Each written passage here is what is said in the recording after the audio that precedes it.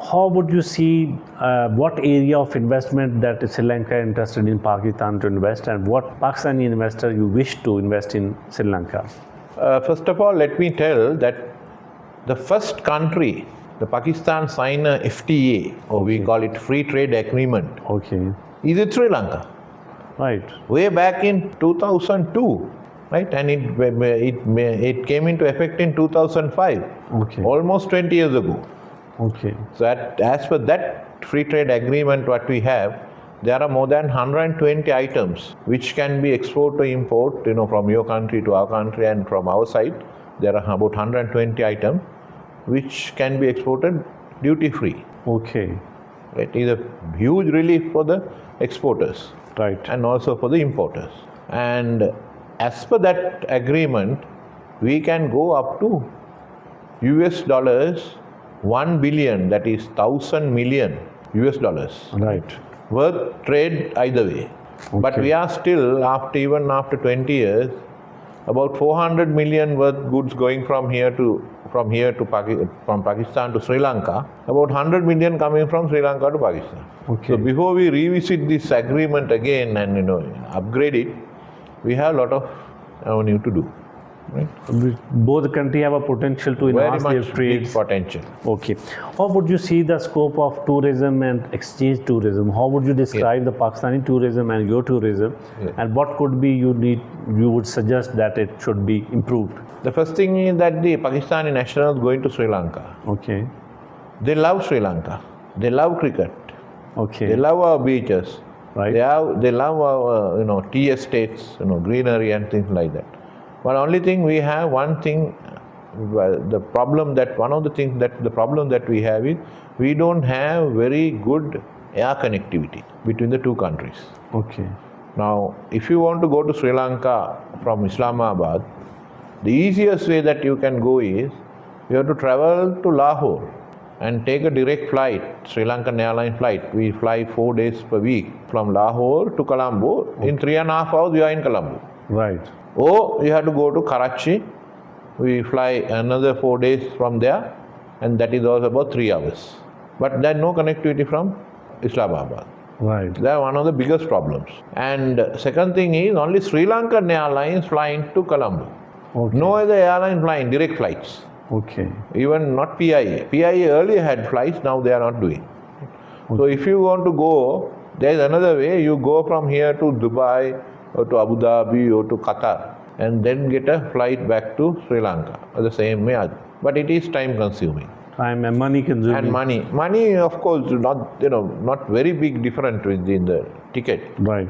Because Sri Lankan Airlines is having monopoly so they are not coming down in the ticket. Okay. They have to have some sort of a competition, then only they will come down. Right. So this is one of the things that we are working on.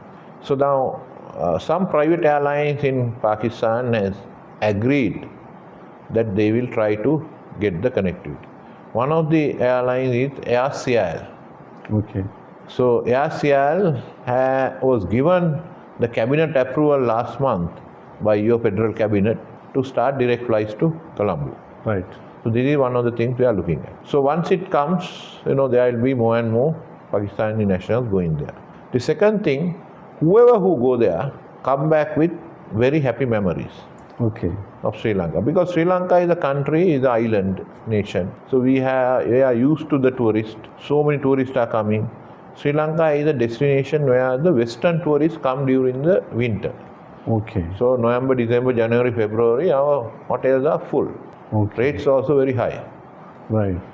But March, April, May, June, July, August, even up to September, this time, the hotels are fairly empty.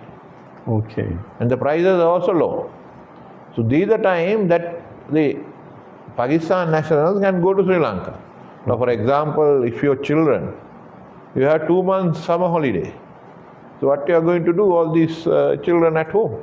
So the best destination is go to Sri Lanka. Right. Right? So this is one of the things that we are working on. Then the other side, that is the Sri Lankans come into Pakistan. Sri Lanka predominantly almost 74% Buddhist.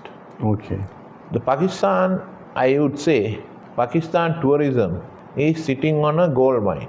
Only thing, nobody has dig the mine and try to sell that. Okay. Because if you go to Takshila, only 45 minutes from here to Takshila. Yes. Right? If you go to Takshila Museum, Right.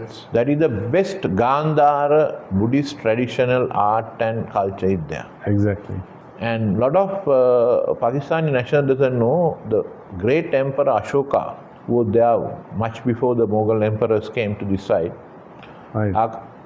Great emperor Ashoka, who united the whole India at that time, Greater India, Right.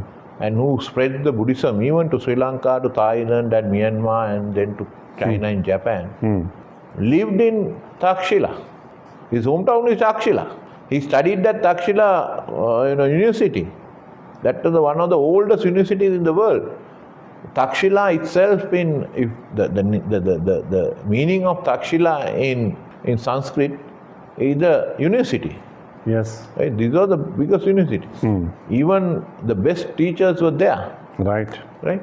Now this is one of the places you can easily go. And then if the Gandhara trail, if you see, when you go to Peshawar, so much of, one day you can spend in the Peshawar museum itself. Right. Even the Buddha's, hair is there. In Takshila, they have the Buddha's teeth. Right? Right. Long time ago, in 2016, these Buddha's, teeth and other relics were taken to Sri Lanka to show to the people. Okay. Sri Lanka is only 21 million or 22 million population. Out of that, 76% are Buddhists. Okay. But the record says 9.3 million came to see that. Almost half of the country. Yeah. Almost 70% of the Buddhists came to worship it. Right? So this requirement has been very well noticed by your Tourism Promotion Bureau, at the same time by your Ministry of External Affairs. Okay.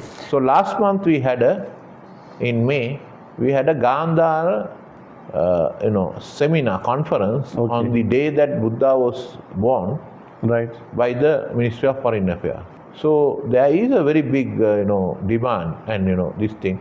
So like the Pakistani nationals going to Sri Lanka, there will be enough of Sri Lankan nationals. I am talking about very wealthy people, Buddhist, who would like to come and see these things.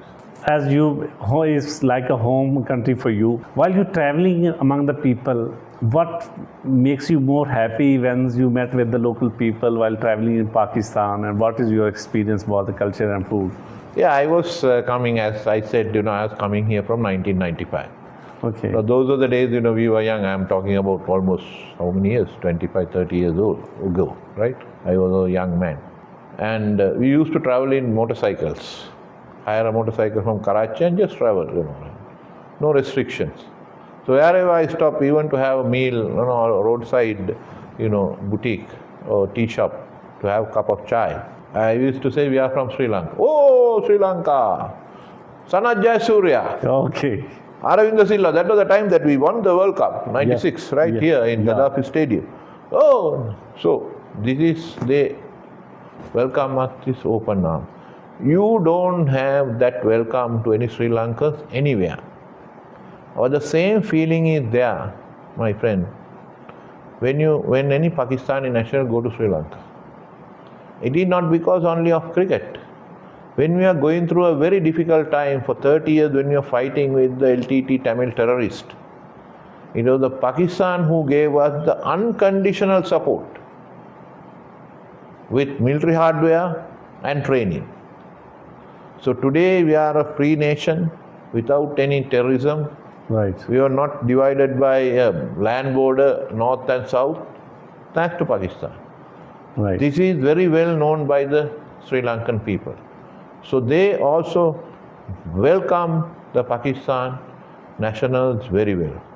And I don't need to say, any Pakistan national who has gone to Sri Lanka, they come back with the same feeling. Right. And the other thing, now countries export things. We export things to Pakistan. Right. But you will be surprised, we send from our country to various countries, the Iconius.